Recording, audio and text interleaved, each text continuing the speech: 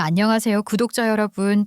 저는 30대 중반에 조상님이 도우셔서 헬게이트 열릴 뻔한 상황을 가까스로 탈출하게 된 여성입니다. 세상에 조상님이 살아계시다는 것을 믿지 않았었는데 이번 일을 계기로 제사를 열심히 드려야겠다는 생각을 하게 되었어요. 역시 자식들이 잘못되는 꼴은 못 보시는구나 하는 생각까지 하게 되었다니까요. 정말 저에게 일어난 일이 어찌나 황당하던지요. 결혼 선배들의 쎄한 이야기들을 미리미리 듣지 않았으면 우리나라 며느리들의 인생이란 다 이런 거 아니겠냐고 스스로를 불구덩이 속으로 던질 뻔했지 뭡니까. 결혼 선배님들의 사연을 듣고 저도 정신을 차렸고 저와 같은 고민을 하는 예비 신부들에게 제 이야기가 뼈가 되고 살이 되길 바라며 사연을 올립니다. 잘 들어주세요. 저는 서울의 평범한 중산층 가정에서 자랐습니다. 부모님은 늘 열심히 일하셨고 그런 부모님의 모습을 보며 저도 어렸을 때부터 자연스럽게 자기 주도적이고 독립적인 성격을 갖게 되었습니다. 형제 자매가 많아서 늘 북적북적했지만 그만큼 작은 집에서 자주 부딪히며 자라야 했지요. 부모님의 손길이 모든 아이들에게 고르게 닿기란 어려웠습니다. 그래서였을까요? 저는 아주 어릴 때부터 스스로 해결하는 법을 배우며 자랐습니다. 철이 일찍 들었다는 말이 잘 어울리는 표현일지도 모르겠습니다. 원래 우리나라의 K장녀들은 다 비슷비슷하잖아요. 부모님의 기대를 온몸으로 받고 또 어긋나는 인생을 살아서는 안 된다는 것, 부모님께 실망감을 드리면 안 된다는 것은 공통적으로 가지고 있는 짐덩어리이지 않을까 싶습니다. 저에게는 2명의 동생이 있었고 우리는 3남매였습니다.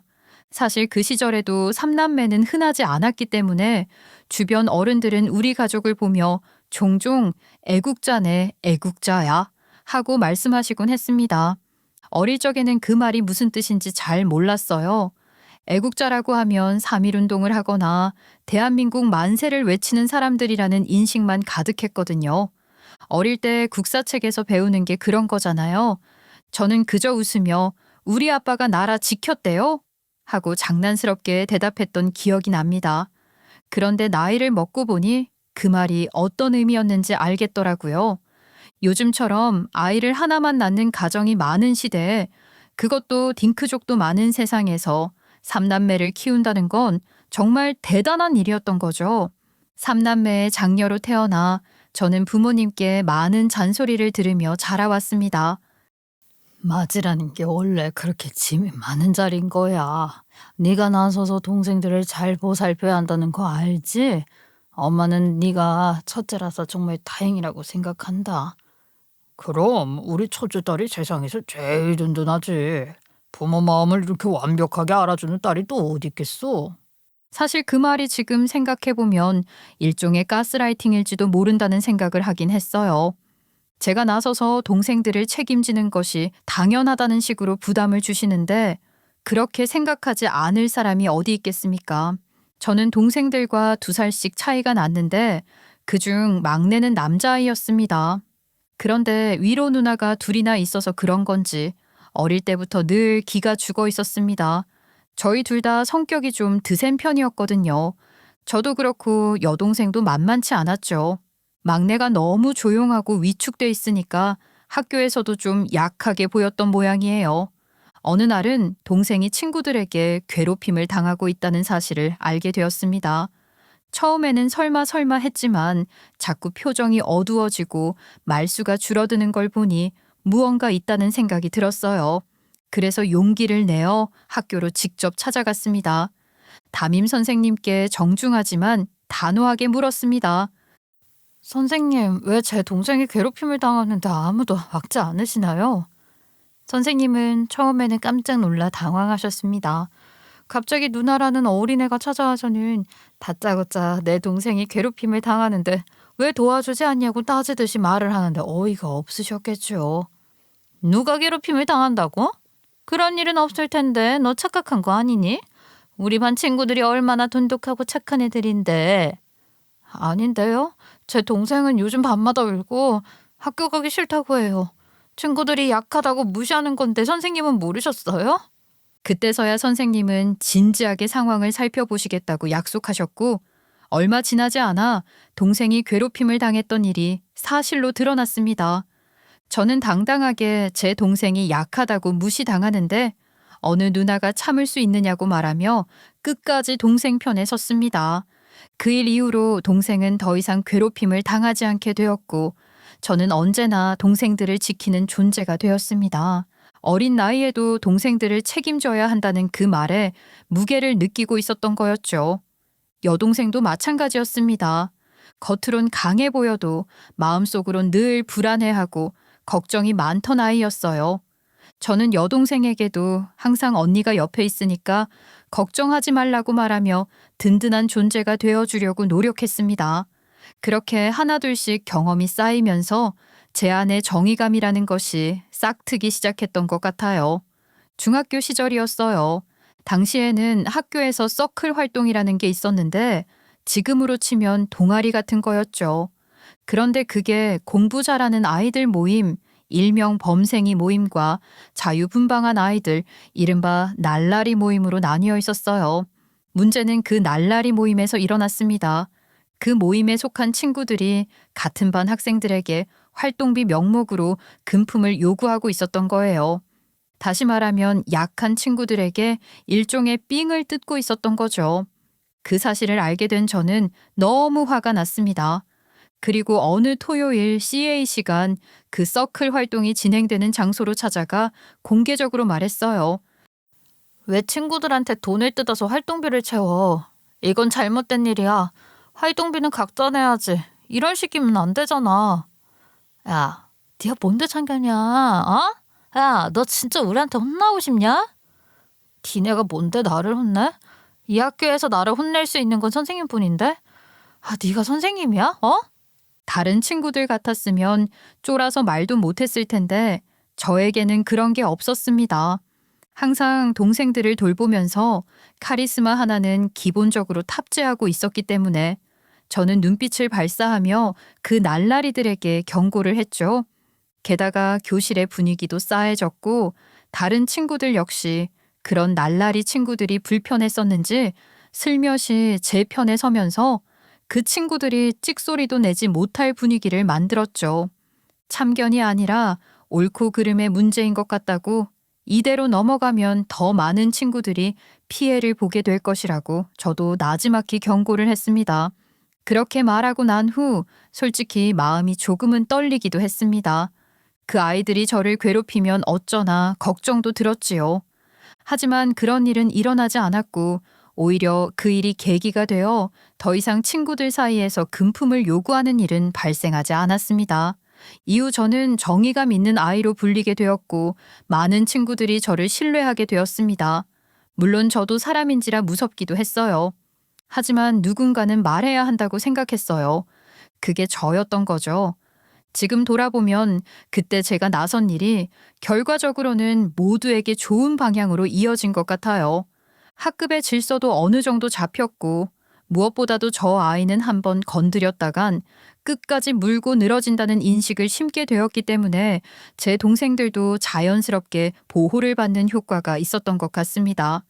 사실 당시에는 무서운 마음도 있었지만 누군가는 해야 할 일이라고 생각했어요.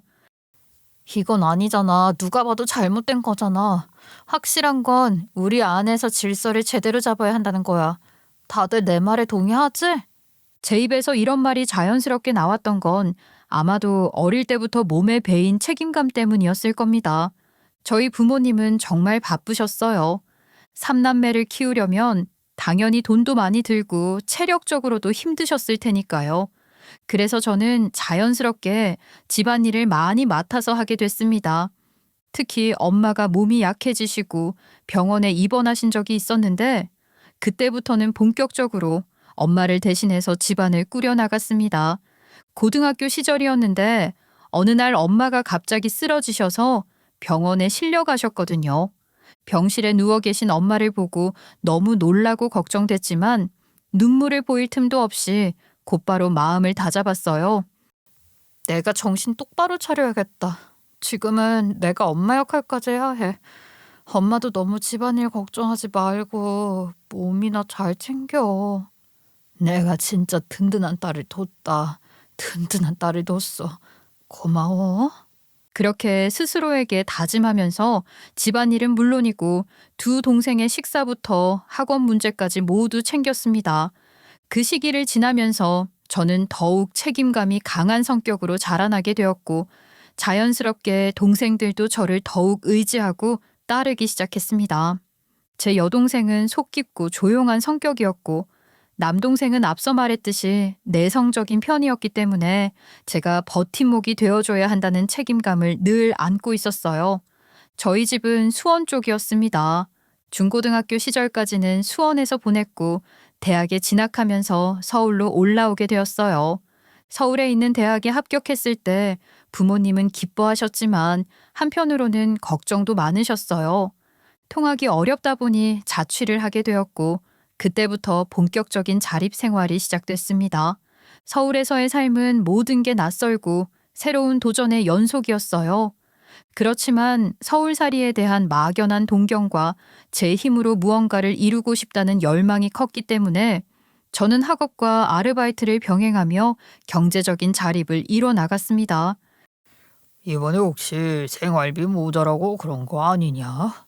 너는 어제 아빠한테 먼저 연락해서 용돈 보내달란 소리를 한 번도 안 해. 아빠, 나 진짜 잘 알고 있어요. 걱정 마세요. 알바하면서 돈 벌고 있는데 용돈을 왜 달라고 그래. 그럴 거면 엄마랑 아빠랑 영양제나 하나 더 사 먹어. 전화를 걸 때마다 부모님께 이렇게 말씀드렸습니다. 늘 밝은 목소리로 안심시켜 드리려고 노력했죠. 하지만 부모님은 아직도 그 시기를 아쉬워하십니다. 제가 너무 일찍 철이 든 게 또 너무 일찍 독립하게 된 이유가 결국 부모님이 경제적으로 넉넉하지 못했기 때문이라는 자책을 하시곤 해요. 네가 우리 때문에 어린 나이에 고생을 많이 했지. 동생들 돌보랴, 알바해서 학비 마련하랴. 내가 아주 천추의 아니야. 엄마는 가끔 이런 말씀을 하시는데 저는 단호하게 고개를 젓곤 했죠. 아니라고. 제가 할 수 있고 하고 싶은 일을 했을 뿐이라고요. 대신에 스스로 어떤 방향으로 나아가야 하는지 길을 찾는 법을 일찍 배울 수 있었던 것 역시 사실이었으니까요.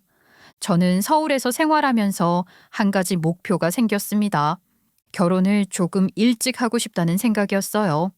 물론 사랑하는 사람과 함께 인생을 살아가고 싶다는 로망도 있었지만 그보다는 부모님께 경제적인 안정을 조금이라도 더 빨리 드리고 싶다는 마음이 더 컸습니다. 저는 부모님의 삶이 부족하다고 생각한 적이 없어요. 오히려 성실하고 아름다운 삶이라고 생각했습니다. 다만 그 성실한 삶을 조금 더 여유롭게 해드리고 싶었어요. 또한 저 자신이 안정된 일상을 이어가려면 결혼이라는 제도 안에서 가정을 꾸리는 것이 필요하다고 판단했어요. 저는 늘 계획적으로 살아왔고 그 계획 속에는 제가 혼자보다는 함께 더 강해질 수 있다는 믿음이 있었습니다. 그래서 저는 대학 생활 중에도 미래를 함께할 사람을 찾기 위해 노력했고 그 역시 제 인생의 일부로 여겼습니다. 대학교를 졸업하고 사회로 첫 발을 내디딘 후 저는 소개팅이라는 것을 하게 되었습니다. 바로 그 소개팅에서 만난 사람이 지금의 예비 남편이었어요. 그 사람은 저보다 3살이 많았고 저보다 먼저 사회생활을 시작한 덕분인지 어딘가 듬직하고 단단해 보이는 인상을 주었습니다. 첫 만남이었지만 짧은 대화 속에서도 상대방이 겪고 있는 삶의 무게와 진심이 느껴졌기에 저 역시 진지하게 임하게 되었고요. 아무래도 요즘 회사에서 일이 잘 풀리지 않아서 좀 힘들어요. 계속 다닐 수 있을지조차 불확실하네요. 다들 이런 고민 하나쯤은 품고 살겠죠? 그럼요. 저도 그런걸요. 그럴 때일수록 스스로를 너무 몰아붙이지 않았으면 좋겠어요. 누구나 힘든 시기를 겪는 법이잖아요. 그 짧은 위로에 예비 남편은 순간 눈빛이 흔들리는 듯 했지만 이내 고맙다는 미소를 지으며 고개를 숙였지요. 그렇게 자연스럽게 서로의 이야기를 조금씩 나누게 되었고 인간적인 호감이 싹트기 시작했습니다. 힘든 시기를 지나고 있는 사람에게 진심 어린 공감과 위로는 누구보다 큰 힘이 된다는 것을 저도 알고 있었으니까요. 하지만 그 시기는 우리 둘 모두에게 여유롭지 못한 시간이었습니다. 저는 갓 24살이었고 사회에 막 나아가려는 준비를 하던 중이었으며 예비 남편 역시 사회 초년생으로서 하루하루를 버티는 데 집중하던 때였지요. 그렇게 우리 둘은 큰 감정의 교류 없이 서로의 일상으로 돌아갔고 연애라고 부르기도 민망한 만남은 조용히 마무리되었습니다. 그 이후 저는 취업이라는 또 다른 인생의 문을 열게 되었고 바쁜 직장 생활 속에서 연애는 우선순위에서 멀어졌습니다. 하루하루 업무에 쫓기다 보면 누구를 만나고 마음을 나누는 것 자체가 사치처럼 느껴질 정도였지요.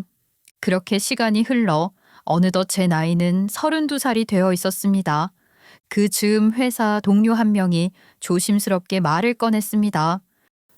은지 씨, 혹시 소개팅 생각 있어? 내가 아는 사람 중에 정말 괜찮은 분이 있는데 은지 씨 이상형에 가까울지도 몰라서 그래. 그 왜 은지 씨가 말하던 이상형 그 뭐였지? 가족 중심 어쩌고? 이상형이요? 아, 제가 중심이 되는 가족을 함께 만들어갈 수 있는 사람이면 좋겠다고 했던 거요. 그 가족을 위해 함께 노력할 수 있는 사람, 그런 분이라면 만나보고 싶긴 하네요. 정말 제 이상형이랑 딱 맞는 사람이 맞아요? 아야, 진짜 딱이라니까. 그 사람이 가족이라면 만사 제치는 사람이래. 물론 뭐 마마보이 파파보이 이런 건 아니고 딱 한 번만 만나볼래? 소개팅 시켜주기로 했었거든. 선임이 애걸복걸 부탁을 하기도 했고 저 또한 주말에 할 일이 없어서 시간이 넘쳤었어요. 그렇게 저는 한 번쯤 만나볼까 하는 가벼운 마음으로 소개팅 자리에 나가게 되었어요. 그런데 정말 믿기지 않는 일이 벌어졌습니다. 소개팅 장소에 앉아있던 사람은 바로 예전에 제가 졸업 직후 만났던 그 남자였던 거예요. 서로 눈이 마주친 순간 우리는 거의 동시에 아는 척을 했습니다. 세월이 꽤 흘렀음에도 서로를 단박에 알아봤기 때문이었어요. 아니, 어떻게 이런 일이 있을 수 있죠? 이런 걸 보고 운명이라고 하나 봐요. 그러게 말입니다. 이렇게 번듯한 사회인으로 만나게 되니 감회가 새로운걸요? 정말 저희가 운명, 아니, 인연인 것 같습니다. 그렇게 다시 인연을 맺게 된 우리는 자연스럽게 연락을 주고받으며 연애를 시작하게 되었고 어느새 2해가 흘렀습니다. 2년간의 연애는 단순한 감정의 교류를 넘어 서로의 삶을 조금씩 나누고 이해하며 깊어지는 시간이었습니다. 예비 남편은 제가 바라는 이상형에 가까운 사람이었습니다. 감정적으로 크게 표현하지는 않았지만 늘 저를 중심에 두고 생각해 주었고 중요한 순간마다 저의 의견을 먼저 묻고 존중해 주는 모습에 신뢰가 생겼어요. 저도 그 사람과 함께라면 안정적인 가정을 이룰 수 있겠다는 확신을 가지게 되었습니다. 이 사람이라면 내가 부족한 부분을 함께 채워가며 살아갈 수 있겠구나. 이 사람이라면 부모님께도 안심시켜 드릴 수 있겠구나. 그렇게 저는 결혼을 결심하게 되었습니다. 결혼을 결심하게 되었으니 자연스럽게 양가 어른들께 인사를 드려야 하지 않겠어요? 저희 집에는 예비 남편이 먼저 인사를 드리러 왔습니다. 솔직히 말씀드리면 큰 걱정은 없었습니다. 저희 부모님은 꾸밈 없이 있는 그대로의 모습을 보여드리는 편이셨고 예비 남편 역시 그런 분위기를 편안해 했습니다. 저는 저희 집 분위기가 너무 좋았고 또 자랑스럽기까지 했어요. 부모님의 온화한 성격과 우리 남편에게 억지로 텐션을 올리지 않는 그 평범함이 저희 가족의 가치라든지 방향성을 잘 보여준다고 생각했었거든요. 우리야 뭐 특별한 건 없어. 형편이 그리 넉넉하지도 않고 밑으로 자식이 둘이나 더 있어서 누구 하나만 챙겨줄 수도 없고 다 똑같이 해야지 않겠니? 아버지께서 그렇게 말씀하시자 어머니도 고개를 끄덕이셨죠. 그 말을 들은 예비 남편 또한 불평스러운 얼굴을 하기보단 가족들이 서로 모든 것을 공유하고 공평하게 가져가는구나 하는 것을 느낀 것 같은 얼굴을 했습니다. 저는 예비 남편이 저희 집에 잘 어울리는 가족 구성원이 될 수 있을 거라 생각했어요. 믿어 의심치 않았죠. 그래도 둘이 잘 맞는 것 같아 보기 좋더라. 둘이서 잘 준비해 가면 되지. 결혼이야 두 사람이 하는 거지 뭐. 우리 의견이 뭐가 중요하겠어? 우리는 한 걸음 뒤에서 너희들이 홀로 서게 하는 걸 지켜봐주고 힘든 일이 있을 때 위로해주고 하면 되는 거지. 가족끼리 믿음이 확실한 것 같습니다. 저까지도 괜히 마음이 든든해지는 기분인걸요. 저희 결혼 준비 잘하겠습니다. 장인어른 장모님, 은지를 이렇게 번듯하게 키워주셔서 감사합니다. 앞으로는 제가 힘든 일을 나눠주고 기쁜 일은 감사해야 하며 잘 보듬어 살겠습니다. 그 말을 듣고 저는 괜히 마음 한편이 짠해졌습니다. 혹시라도 제가 결혼을 한다고 했는데 저희 부모님께서 지원을 많이 해주지 못한다고 한 말이 예비 남편에게는 서운한 감정이라도 들까 싶은 걱정이 되어서 그날 밤 조심스럽게 물어봤어요. 혹시 우리 집에서 지원 못 해주신다고 해서 서운한 마음 있는 거 아니지? 에이, 뭘 그런 걸로 서운한 마음을 가지겠어. 아니야. 그런 거 하나도 없어. 오히려 솔직하게 말씀을 해주신 게 나한테는 더 편안하게 다가가고 가족으로 인정받은 기분이 들었어.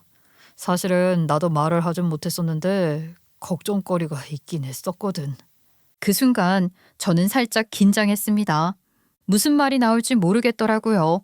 그런데 예비 남편이 말한 걱정이라는 건 사실 그리 대단한 것이 아니었습니다. 아니, 적어도 처음엔 그렇게 생각했어요. 원래 결혼이라는 게 처음부터 가족을 맺기로 했던 사이가 아니라 나중에서야 가족이 되기 위한 준비 과정을 거친 뒤 호적으로 묶이는 거잖아요.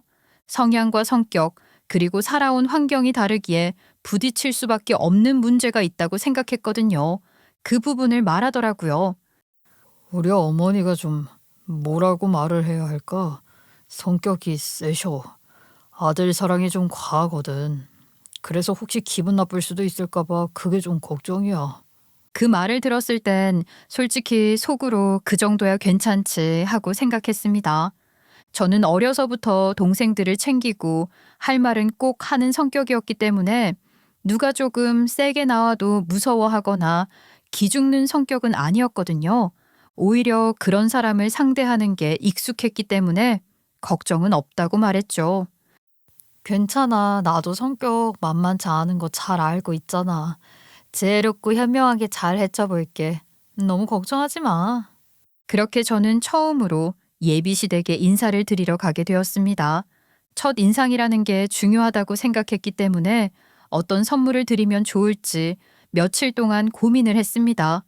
전통적으로 과일이나 건강식품을 준비하는 사람들도 많았지만 저는 뭔가 더 따뜻하고 제 마음을 담을 수 있는 선물을 하고 싶었어요. 곰곰이 생각하다가 꽃이 떠올랐습니다. 저도 사실 누가 꽃을 선물해주면 괜히 기분이 좋아지거든요. 예쁜 꽃다발을 받으면 하루 종일 기분이 좋아지는 그런 느낌 있잖아요. 그래서 손수 고른 예쁜 꽃다발을 들고 시댁으로 향했습니다. 초인종을 누르고 문이 열리자 예비 시어머니가 모습을 드러내셨습니다. 생각보다 젊고 세련된 분위기의 분이셨고 얼굴에는 미소가 없지는 않았지만 어딘가 눈매가 날카로워 보였습니다. 저는 밝게 인사드렸습니다. 안녕하세요, 어머님. 처음 뵙겠습니다. 저 오늘 인사드리러 왔습니다. 그러면서 두 손으로 공손히 꽃다발을 건넸죠. 그런데 시어머니는 꽃다발을 받자마자 입꼬리를 살짝 올리며 이렇게 말씀하셨습니다. 어머, 꽃? 아니, 이렇게 쓸모없는 걸 선물이라고 사왔니? 그 순간 저는 멍해졌어요. 순간적으로 귀를 의심했죠. 그 말이 농담인지 진심인지 분간이 되지 않았습니다. 하지만 예비 시어머니의 표정은 전혀 장난스럽지 않았고 곧이어 다른 말도 덧붙이셨어요. 차라리 홍삼을 사오지 그랬니? 나이도 있는데 꽃은 보름도 못 가잖아. 이런 건 젊은 애들이 좋아하는 거지. 제가 꽃을 참 좋아해서요. 어머님도 좋아하실 것 같아서 정성껏 골랐어요. 순간 너무 당황스러워서 사과를 해야 하는 건가 싶은 생각까지 들었죠. 어떻게 면전에 대놓고 그런 말을 하실 수가 있겠어요? 제가 난감해하며 꽃을 좋아해서 사온 거라고 하자 예비 시어머니는 그래? 라고 말을 하시며 시큰둥하게 꽃다발을 부엌 식탁 한쪽에 툭 놓아버리셨어요. 꽃잎 몇 장이 바닥에 흩어졌습니다. 마음이 철렁 내려앉았습니다. 이런 식의 첫 만남이라니요? 그래도 저는 꾹 참고 예비 남편이 곁에서 괜히 미안한 표정을 짓는 걸 보고는 아무렇지 않은 듯 웃으며 자리에 앉았습니다. 이 정도면 괜찮다고 스스로를 다독였어요. 처음이라 어색하신 거겠지라고 생각했죠. 하지만 마음 한구석엔 묘한 찜찜함이 남았습니다. 이 만남이 앞으로 어떤 방향으로 이어질지 그때는 아직 전혀 몰랐습니다. 그런 첫 인사 이후 예비 시어머니께서는 저를 거실로 안내하시며 집안 곳곳을 자랑하기 시작하셨습니다. 이 집 내가 몇 년 동안 돈 들여서 하나하나 꾸민 거야. 이 마루도 그렇고 벽지도 내가 직접 그린 거야. 우리 집엔 항상 최고만 있어. 너희 집은 어떠니? 나처럼 이렇게 잘 꾸몄니? 말씀을 들으면서 저는 속으로 조금 당황했습니다. 물론 저도 제 부모님 댁에 대한 자부심이 있고 무엇보다 부모님께서 성실하게 살아오시며 정성 들여 꾸민 집인데 그렇게 비교하는 말투에 마음이 썩 편하지는 않았습니다. 너희 집이라는 표현도 그렇고 결혼을 앞두고 인사드리러 온 사이에서 굳이 그렇게 선을 그어야 하나 싶었지요. 예비 시어머니께서는 이내 이 인테리어는 얼마짜리다. 저 꽃병은 어디서 사온 비싼 거다 하는 식으로 계속해서 자랑을 이어가셨습니다. 저는 무슨 말을 해야 할지 모르겠어서 어색하게 네 하며 웃을 뿐이었어요. 이거 보이니? 이게 진짜 희귀한 건데 백화점에서 특별히 입고됐을 때 바로 샀지. 가격 듣고 놀라지 마라. 이거 80만 원이야. 그냥 눈으로만 봐. 떨어뜨리면 큰일이니까. 이제 곧 주부가 될 텐데 집에 대한 관심도 좀 가져야지. 여자에게 집은 일터이기도 하고 얼굴이기도 하잖니. 집이 예쁘면 기분도 좋아지고 그래. 너도 이제 그런 거 좀 신경 써야 하지 않겠니? 저는 사실 그런 비싼 브랜드에는 관심이 없었고 집이라는 건 제가 편안하게 쉴 수 있는 공간만 마련되면 괜찮은 거라고 생각하고 있었어요. 그래서 예비 시어머니께서 말하시는 것들이 전부 사치라고만 느껴졌지 마음으로 와닿지는 않았었죠. 게다가 이거 아니? 저거 아니? 하면서 저를 평가하는 듯한 말투에 불편한 기분을 감출 수 없었습니다. 물론 앞으로는 제 공간도 잘 가꾸고 정성 들이고 싶지만 처음 인사드리러 간 자리에서 마치 넌 잘 못하고 있으니 나처럼 해 라고 들리는 말들에 마음이 조금씩 다치기 시작했습니다. 그러던 중 예비 시어머니께서는 식사 준비를 하신다며 부엌으로 들어가셨고 저는 거실에 조용히 앉아 있었습니다. 그런데 갑자기 제게 다가오시더니 말씀하셨습니다. 여기 앉아서 뭐해? 가만히 있지 말고 너도 와서 조금 도와라. 이제 곧 우리 식구가 될 텐데 뭐가 어색하니? 이럴 때 나서서 뭐 도와드릴 건 없냐 해야지. 아휴, 애가 강목이야 뭐야? 그 순간 저는 정말 놀랐습니다. 처음 인사를 드리러 간 날 손님으로 간 자리에서 식사 준비를 돕는 경우는 흔치 않지 않나요? 게다가 예비 남편은 거실에 편하게 앉아 있는데 저에게는 아무렇지도 않게 일을 시키시는 걸 보니 당황스러웠습니다. 저는 어쩔 수 없이 부엌으로 들어가 예비 시어머니의 지시에 따라 이것저것 돕기 시작했지만 마음 한편이 찜찜했습니다. 예비 시어머니의 머릿속에는 여자는 주방에서 일하는 사람이라는 고정관념이 강하게 자리 잡고 계신 듯 했습니다. 그러면서도 끊임없이 저에게 질문을 하셨습니다. 이런 건 기본적인 질문이니까 대답 잘 해줘라. 너 요리는 잘하니? 반찬 같은 건 몇 가지나 할 줄 아는지 어디 한번 읊어봐라. 웬만한 건 다 할 줄 알아요. 요즘은 요리 레시피가 인터넷에 잘 나와 있어서요. 우리 아들은 조미료 안 먹으니까 알아서 잘 해라. 그리고 너희 부모님은 무슨 일을 하시니? 처음 뵙는 자리에서 이런 질문들이 이어지니 하나하나 답변 드리기도 조심스러웠습니다. 특히 부모님에 대한 이야기가 나왔을 때는 더욱 그랬습니다. 제가 조심스럽게 저희 부모님은 그렇게 부유하시지는 않지만 늘 행복하게 사신다고 말씀드렸습니다. 그 말 속엔 부모님을 향한 저의 존경심과 사랑이 담겨 있었지요. 하지만 예비 시어머니께서는 제 말을 별로 귀담아 듣지 않으시는 듯 했습니다.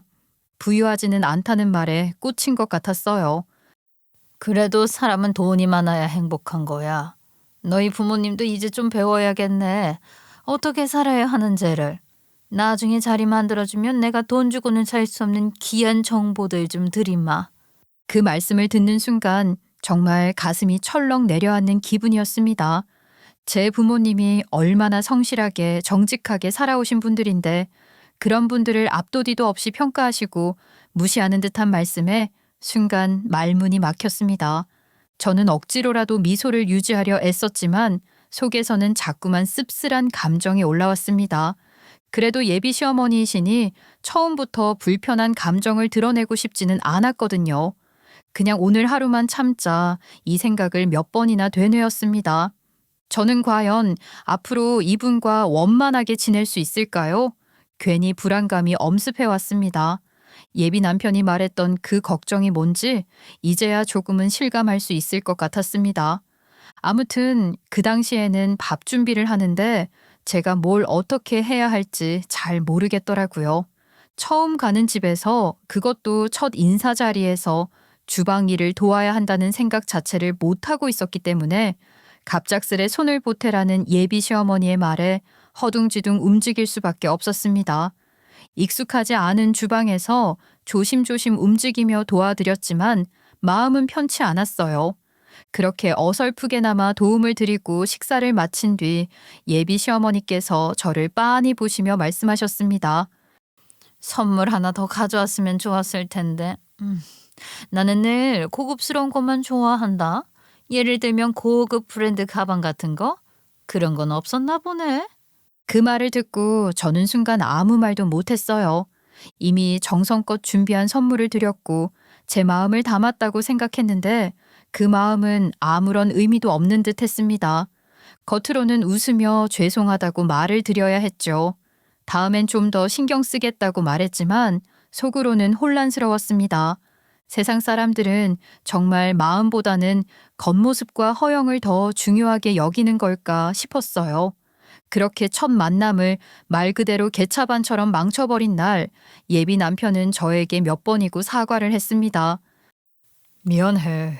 우리 엄마가 원래 좀 그래. 너한테 상처 준 거 알지만 절대 그런 뜻은 아니었을 거야. 미안해. 정말 미안해. 아니야, 무슨 말인지 알겠어. 당신이 이전부터 했던 걱정에 대해서 정확하게 알았어. 저는 그가 진심으로 사과하는 건 알았지만 마음 한구석에는 결혼 준비에 대한 확신이 들지 않아 흔들리고 있었어요. 예비 남편은 혹시라도 제가 이 결혼을 포기할까 걱정되는지 연신 다시는 이런 일 없게 하겠다면서 제 손가락을 걸고 약속까지 하더라고요. 구구절절 저를 붙잡았습니다. 그리고 그렇게 시간이 흘러 한 달 뒤 명절이 다가왔습니다. 나름 결혼을 하겠다고 인사까지 드린 마당에 명절이 다가오니까 제가 예비시댁에 가서 인사를 드리는 게 맞는지 아닌지 좀 헷갈리더라고요. 그때 예비 남편이 먼저 제안을 해주었어요. 명절이라 집에서 식사하는데 인사드리러 오면 좋아하실 거야. 친척분들도 오실 수도 있는데 아직 확정은 아니라서 잘 모르겠어. 예비 남편이 명절 행사 이야기를 했는데 거기다 대놓고 아직 결혼 전이니까 난 안 갈래? 하고 말을 못 하겠더라고요. 어차피 결혼 준비를 하면 가족들과 인사도 나누어야 하고 하니까 자연스럽게 시댁 명절 행사에 참석하게 되었죠. 한번 가봤던 집이라 분위기는 익숙했고 두 번째는 첫 번째보다는 나을 거라고 기대했습니다. 명절 선물로는 고민 끝에 홍삼 세트를 준비했어요. 건강에도 좋고 누구나 좋아할 만한 품목이라 생각했거든요. 그런데 그 선물을 드리자마자 시어머니는 포장을 뜯지도 않은 채 휴대폰을 꺼내 검색을 하기 시작하셨어요. 그러더니 제 앞에서 대뜸 말씀하시더라고요. 이거 30만 원짜리네. 이 정도면 합격. 순간 멍해졌어요. 아니, 선물이라는 건 정성과 마음이 중요한 거 아닌가요? 가격으로 평가받을 줄은 몰랐습니다. 그뿐만이 아니라 고모님께 인사를 드리려고 다가갔을 때는 제 옆구리를 슬쩍 찌르시며 물으셨어요. 선물은 이게 다야? 고모님 선물은 안 챙겨왔어? 이렇게 준비가 미흡해서야. 죄송해요. 고모님까지 오신다는 이야기를 듣지 못했었어요. 미리 알았으면 제가 선물을 준비했을 텐데 준비가 미흡했습니다. 그래, 네 센스가 그 정도인 걸 어쩌겠니. 아휴, 조금은 실망이네. 네가 이렇게 준비가 부족한 이유를 알겠다. 부모님께 배운 거겠지? 듣기로는 너희 부모님 노후 준비도 안 되어 있다며. 결혼 비용도 못 보태주시고. 그러니까 너도 이렇게 대책이 없지. 그 순간 저는 정말 머리끝까지 화가 치밀어 올랐어요. 우리 부모님이 얼마나 성실하게 사시는 분들인데 그렇게 함부로 말해도 되는 건가요? 마음이 너무 아팠습니다. 그렇게 속이 부글부글 끓는 가운데 식사를 하려고 밥상 앞에 앉았는데 뭔가 이상하더라고요. 제 밥그릇을 만져보니 차갑기만 하고 국도 식어 있었습니다. 반면 예비 남편의 밥그릇에서는 김이 모락모락 올라오고 있었어요. 차마 말을 못하고 밥그릇을 바라보는데 예비 남편이 눈치를 챘는지 제게 말했습니다. 뭐야, 이거 바꿔 먹자. 당신 밥이 너무 식었잖아. 더 이상은 안 되겠더라고요. 저는 애써 미소를 지으며 괜찮다고 말하고는 그 찬밥을 싱크대로 가지고 가서 그대로 버렸습니다. 그 모습을 본 예비 시어머니를 비롯해서 그 자리에 있던 모든 사람들이 당연히 깜짝 놀라며 소리를 질렀어요. 음식을 버리다니, 너 지금 제정신이니? 무슨 짓이야? 찬밥을 그냥 주시는 건 먹지 말라는 뜻 아닌가요? 찬밥이든 뜨거운 밥이든 어찌됐든 누군가는 먹어야 하는 밥 아니니? 우리 가족은 늘 뜨끈한 밥만 먹는다. 너는 찬밥이 취향일지도 모르니까 준 거고. 아니 그게 뭐가 문제야?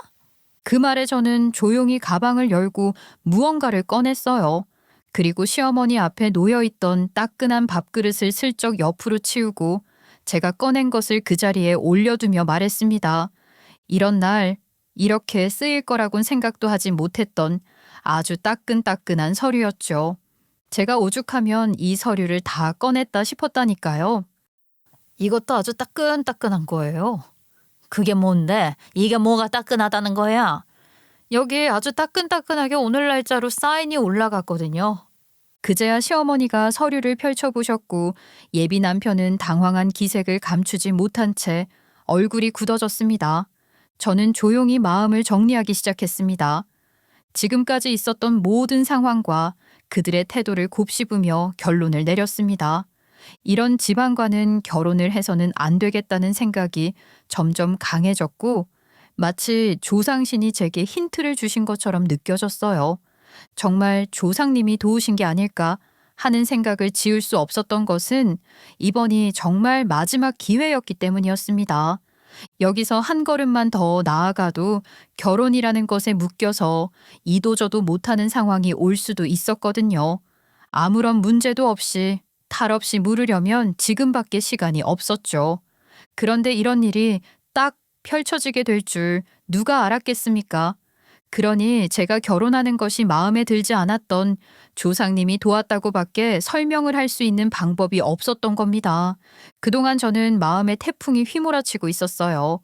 예비 남편을 너무나도 사랑했고 먼 미래까지 함께할 수 있을 거라고 단단히 마음을 붙잡고 있었거든요. 이 사람이 저에게 조금 무례해도 넘어갈 수 있었고 이 사람의 가족이 저를 조금 몰아내도 한 걸음 더 다가갈 생각을 하고 있었어요. 그런데 이런 모든 일을 겪고 나니까 그건 제 욕심과 믿음이 아니라 그냥 미련한 짓을 하고 있는 거라는 것을 알게 되었죠. 결혼을 진행하지 않겠다는 결심을 굳히고 나니 오히려 마음이 편안해졌습니다.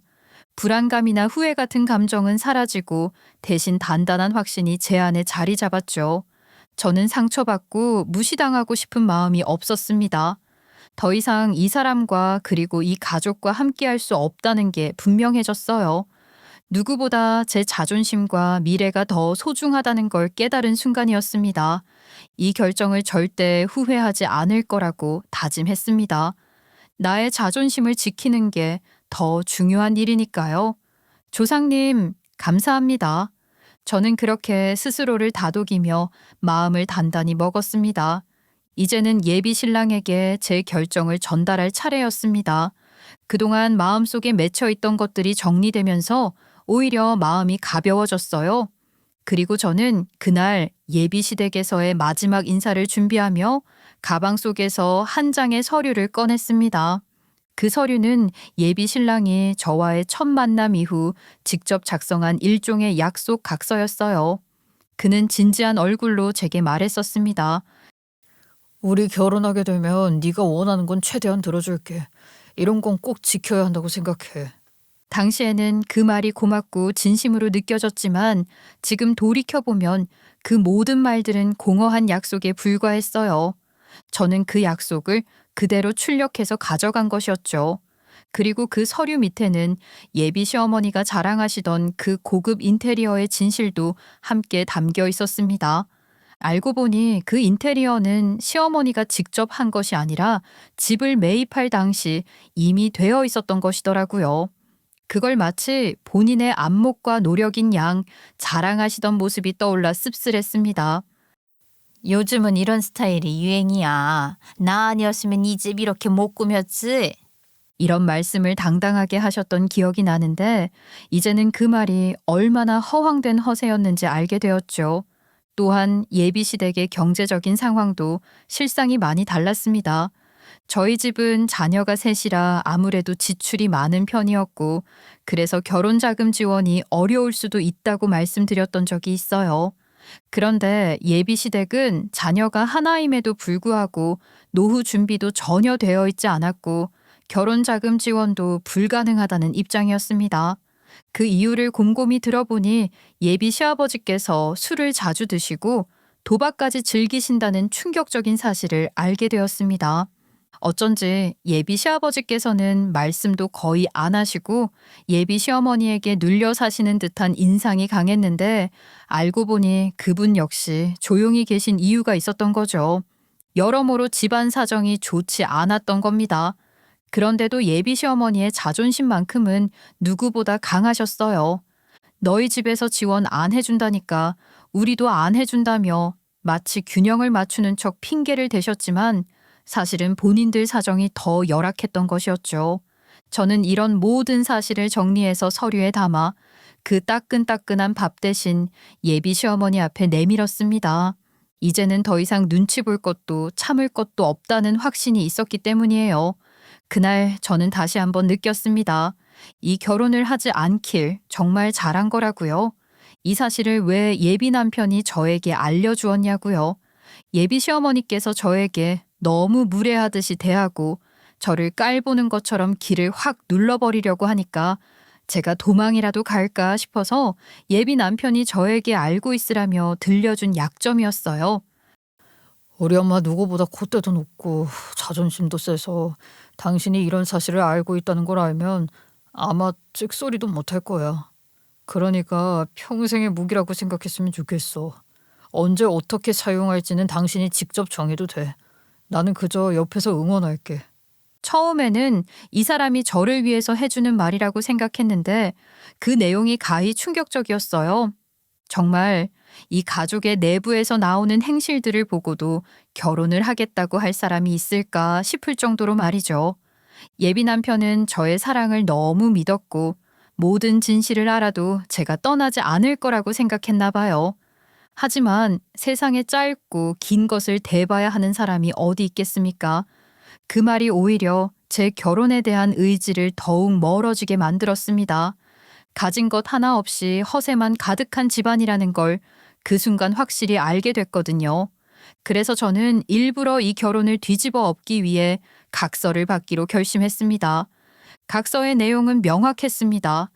내가 시집살이라고 느끼는 순간 시댁 식구들과 거리 두고 멀리하겠다.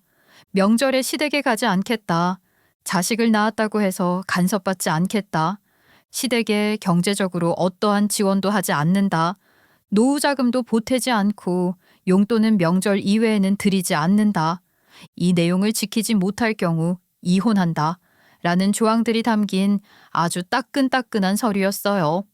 제가 그 각서를 꺼내 보이자 예비 시어머니는 손을 부들부들 떨며 말씀하셨습니다.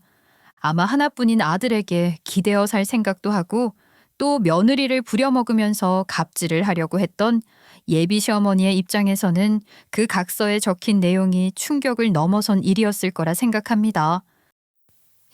이게 다 뭐야? 시집살이를 시키면 뭐 어쩌고 어째? 아들, 지금 엄마랑 인연 끊겠다는 거야? 나도 장가는 가야 할 거 아니야. 엄마가 너무하긴 했잖아. 난 이 사람이 내 운명이라고 생각해서 결혼까지 생각했는데 지금 뭐 하는 거야?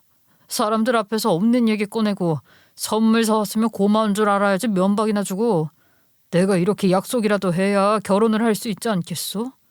엄마가 아직도 강남 사모님인 줄 알아. 그거는 나 어릴 때 다 망한 얘기잖아. 우리 집 이제 돈 없는 거 다 가족들이 아는데 이렇게 계속 허세만 부릴 거야? 허세? 과거에 갇혀 살고 있다고? 지금 누구 앞에서 엄마한테 면박을 줘? 네가 감히 어떻게 하나뿐인 아들이라는 게 엄마 편은 안 들고 지 마누라 될 인간의 편만 들 수가 있어. 내가 정말 서운하고 속상해서 밥이 안 넘어간다. 그 모습을 지켜보며 저는 확신이 들었습니다. 이 시집살이는 결혼 후에도 멈추지 않을 거라는 생각이 들었고 저는 조용히 일어났어요. 저 그냥 파혼하겠습니다. 이혼보다는 파혼이 낫잖아요. 이 집안의 분위기와 저는 안 맞는 것 같습니다. 막말로 며느리는 사람도 아닌가요? 식은 밥에 식은 국 내주며 말도 안 되는 갑질하는 이런 집안과는 상종하고 싶지 않다고요. 제 마음 누구보다 며느리의 입장에서 잘 이해해 주시면 좋겠네요. 다음에 들어올 예비 며느리에게는 이런 짓 하지 마시고요. 진짜 욕먹어요. 야, 너 지금 뭐라고 그랬어? 이게 어디 하늘 같은 시어머니 무서운 줄도 모르고 그런 말을 해? 파혼한다니까요. 하늘 같은 시어머니는 무슨? 남남인데 벌써부터 어머님 대접을 받으시려고 그래요? 제가 파혼 이야기를 하면서 벌떡 일어나자 예비 남편의 얼굴은 사색으로 물들었습니다. 평생을 함께할 사람이라고 생각했을 텐데 제가 갑자기 전부 뒤집어 엎어버리니까 예비 남편은 당황해서 따라오며 말렸어요. 무슨 소리를 하는 거야? 미안해. 정말 내가 잘못했어. 제발 한 번만 더 생각해 주라. 내가 너 선택할게. 우리 집이랑 인연을 끊을게. 하지만 분위기 파악을 전혀 하지 못한 예비 시어머니는 끝까지 의자에 도도하게 앉은 채로 외쳤습니다. 저에게 호통이라도 치면 제가 꿈뻑 죽을 줄 알았나 봐요. 여기 안 앉아? 얘기 안 끝났어. 어디 버릇도 없게? 어른이 이야기하는데 먼저 자리에서 일어나려고 그래. 아줌마, 저 더 들을 거 없어요. 저는 이미 결혼하지 않기로 마음을 먹었는데 이야기를 들어봐야 서로 피곤하고 비난만 하게 되지 않아요? 너 정말 이럴 거니? 배운 게 그렇게 없어? 어디서 아줌마라고 해 버릇없이? 그럼 아주머니를 뭐라고 불러야 하나요? 여사님이라고 해드릴까요? 저는 더 이상 할 말이 없습니다. 아드님이랑 대화 잘 나누세요. 저는 파혼하겠습니다. 그리고 조용히 그 자리를 떠났습니다. 예비 남편은 뒤따라 나오며 마지막으로 말했죠. 얼굴이 아주 울상인 게 조금 마음이 아프긴 했지만요. 이 사람 하나 때문에 제 인생을 볼모 잡히듯이 지지부진 끌려다닐 수는 없는 노릇 아니겠어요? 미안해. 이런 일을 겪게 해서는 안 되는 거였는데 내가 부족했어. 정말 미안해. 한 번만 다시 생각해 줄 수는 없을까? 하지만 저는 그 고백을 받아들이지 않았습니다. 그의 반성은 진심으로 느껴졌지만 이미 그는 예비 시어머니의 잘못을 처음부터 제대로 지적하지 못했고 저를 보호하지 못한 사람이었습니다. 그건 너무 늦은 후회였어요. 저라고 단 한순간에 사랑하는 사람과 이별을 맞이하는 게 쉽지는 않은 일이었지만 저희에게는 꼭 필요한 일이기도 했습니다. 더 이상 결혼하지 않겠어요. 당신도 시어머니도 저와는 맞지 않은 사람들입니다. 당신이 아무리 사과하고 반성해도 우리는 이 길을 함께 갈 수 없다고요. 저는 제 자신을 놓지 않겠다는 강한 결단을 내렸습니다. 결혼이라는 큰 결정을 내리기 전에 진심을 나누고 서로를 존중하는 것이 가장 중요하다고 믿기 때문입니다. 예비 남편은 그 결정을 받아들이기 힘들어했지만 결국에는 제 단호한 태도를 존중할 수밖에 없었습니다. 예비 남편은 온 몸을 부들부들 떨기 시작했어요. 그리고 단 한 번도 들어본 적 없는 큰 소리를 내더라고요. 갑자기 분노를 터뜨리듯 고함을 질렀습니다. 그 큰 소리에 예비 시어머니도 깜짝 놀라 아무 말도 하지 못하고 얼어붙은 듯 했습니다. 외동아들이라 정말 사랑만 주고 키웠을 텐데 그런 아들이 예비 시댁과 인연을 끊겠다고 한 것을 물론이고 큰 소리로 화까지 내니까 그 자리에 있던 예비 시댁들의 표정도 굳어버리고 분위기도 심상치 않게 흘러갈 수밖에 없었죠. 저 또한 어떻게 보면 그 고함 소리에 놀라서 아무것도 하지 못한 채 멈춰 있게 되었으니까요. 예비 남편은 눈물까지 그렁그렁 달고는 예비 시어머니에게 삿대질까지 했습니다. 왜 매번 엄마가 자꾸 방해를 해? 우리가 결혼을 하려고 하는데 왜 엄마가 망치려고 하냐고. 내가 이래서 평생 결혼이나 할 수 있겠어? 내 운명이라고 생각한 사람이었어.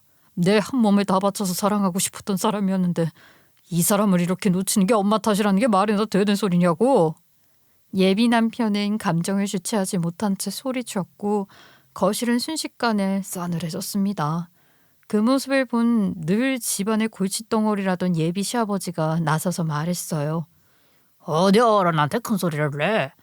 이렇게 손바닥 뒤집듯이 결혼 안 하겠다고 하는 사람이라면 안 봐도 뻔하다. 나도 내 며느리로 받아주고 싶지 않아. 하지만 그 말이 예비 남편의 가슴을 더더욱 후벼 팠나 봅니다. 예비 남편은 오히려 시아버지를 향해 더 큰 소리로 외쳤습니다. 저는 예비 남편이 작정을 하고 이 모든 것을 끊어내려고 하는 것처럼 보였어요. 지긋지긋한 집구석에서 마지막으로 표출할 수 있는 발악이라 느껴졌습니다. 아버지도 똑같은 사람이에요. 맨날 사고만 치고 왜 우리 가족은 아직도 이 모양 이 꼴이냐고요. 난 정말 이 집에서 탈출하고 싶어요. 이 집에서 사는 게 너무 싫어요.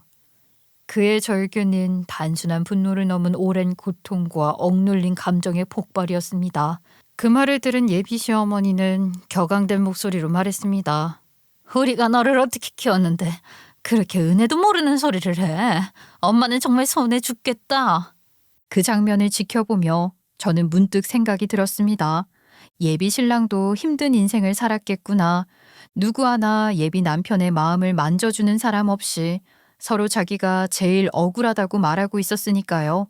하지만 그것과는 별개로 저는 이 혼란스러운 가정에 저 자신을 던질 수 없다는 확신이 들었습니다. 그래서 결혼을 하지 않기로 결심했습니다. 더 이상 예비 남편이나 그 가족과 얽히고 싶지 않았어요. 사실 그 이후에도 연락은 계속 왔습니다. 하지만 저는 단호히 모든 연락을 차단했습니다. 예비 남편은 제가 살고 있는 집 앞에도 찾아왔고 심지어 제가 다니는 회사까지 찾아왔습니다. 예비 시어머니는 눈물을 머금고 저에게 전화를 걸어 사과를 하셨습니다. 아마 예비 남편과 틀어져 버린 사이 때문에 후회를 하고 있는 듯 했어요.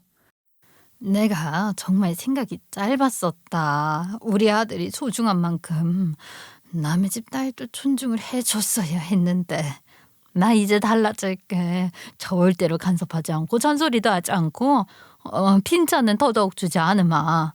우리 아들이 이러다 죽겠어. 우리도 같이 죽겠어. 미안하다. 제발 한 번만 다시 생각해 줄 수 없겠니?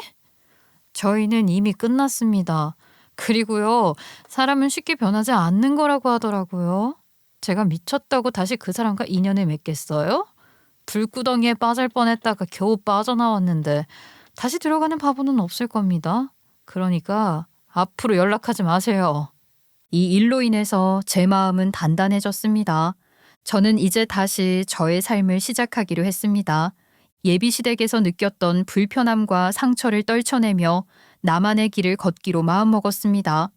저는 더 열심히 일했고 예전보다 더욱 제 자신을 아끼기 시작했습니다. 친구들과도 자주 만나 웃고 여행도 다니며 삶의 소소한 행복을 되찾아갔습니다. 하루하루를 살아가며 저도 행복해질 수 있겠다는 것을 깨달았습니다. 그건 이번 일을 통해 제가 얻은 가장 소중한 교훈이었습니다. 그래서 지금 생각해보면 예비시댁과의 인연이 그렇게 끝난 것도 어떤 의미에선 저를 위한 축복이었는지도 모르겠습니다. 물론 제가 결혼을 하지 않겠다고 선언했을 때 부모님은 무척 걱정하셨습니다. 정말 괜찮겠냐면서 너무 감정적으로 결정한 건 아닌지 걱정된다고 하시며 며칠 동안 조심스럽게 저를 살펴보셨습니다. 하지만 시간이 지나면서 부모님은 제 결정을 이해해 주셨고 결국에는 이렇게 말씀해 주셨습니다. 그래, 네 인생이니까 네가 행복한 게 제일 가장 중요하지. 우리는 항상 네 편이야. 네 말대로 정말 조상님이 도우신 걸지도 모르지. 그 말에 저는 눈물이 핑 돌았습니다. 이게 진짜 가족이지 않겠어요? 저는 결혼을 포기했고 그 집안과 모든 인연을 정리했습니다. 그리고 이제는 제 인생의 운전대를 다시 제가 잡고 나아가고 있어요. 미련도 후회도 없습니다. 저는 더 이상 뒤를 돌아보지 않기로 했습니다. 저 자신을 지키고 제 삶을 살아가기 위해서 앞으로만 직진할 것입니다. 그리고 이런 일을 2번 다시는 겪지 않도록 사람 보는 눈도 더 키워나갈 거고요. 저 똑부러지게 파혼 잘했죠? 앞으로 저에게 더 좋은 인연이 나타나길 같이 기도해 주시면 좋겠습니다. 제 사연 여기서 마치겠습니다.